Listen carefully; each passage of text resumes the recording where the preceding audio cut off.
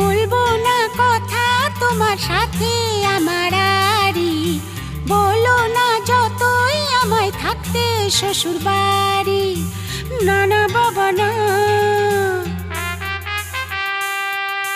বলবো না কথা তোমার সাথে আমার আরি, বলো না যতই আমায় থাকতে শ্বশুর বাড়ি।